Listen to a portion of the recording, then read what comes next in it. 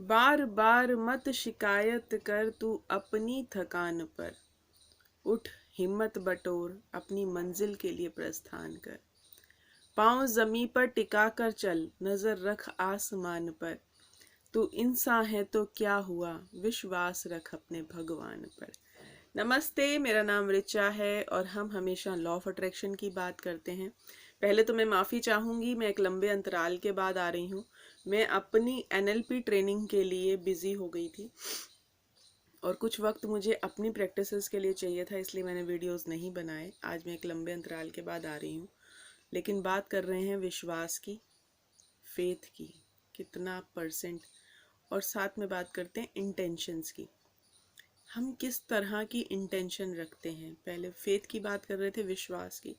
विश्वास कितना है हमें यूनिवर्स पे, हमने जो थॉट क्रिएट किया है वो डीप इनसाइड, डीप परत दर परत कितना गहरा विश्वास लिए है कि मेरा क्या विश्वास है, मेरे नेगेटिव बिलीव्स क्या हैं समाज और इस 3D वर्ल्ड को देखते हुए। मैंने अभी तक किस तरह के लोगों में ज़िंदगी जी है, जिन लोगों में मैंने जी है वो किस तरह की नेगेटिव बातें करते हैं, और रेगुलर नेगेटिविटी जो मैं सुनती आ रही हूँ या हम जो सुन रहे हैं वही मेरा एक बिलीफ पैटर्न बना रहा है।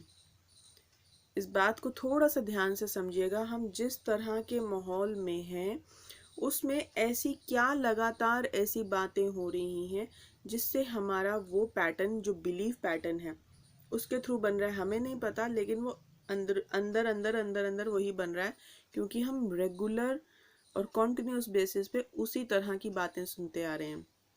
जैसे हमारे समाज में किस तरह की बातें होती हैं, क्यों मिडिल क्लास फैमिली हमेशा मिडिल क्लास होती है, एरिस्टोक्रेट फैमिलीज ऊपर होती हैं, उनकी बातें कैसी होती हैं और मिडिल क्लासेस की कैसी होती हैं।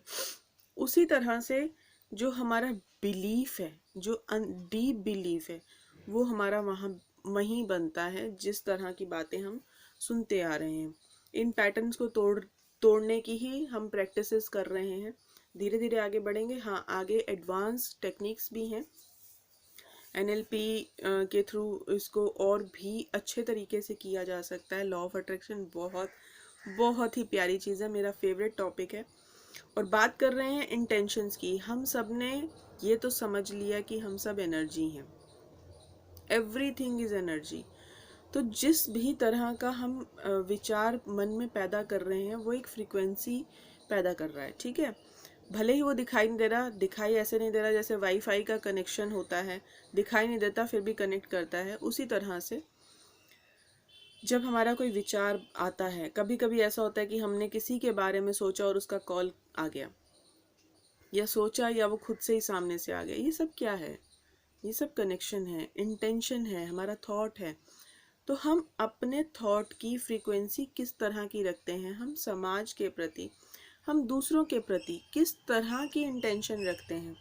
उसका काम खराब हो जाए, उसकी तरक्की मैं नहीं देख सकता, वो ये ना करे, वो ना करे, वो हम बोल तो उसके लिए रहे हैं लेकिन वो हो हमारे लिए रहा है।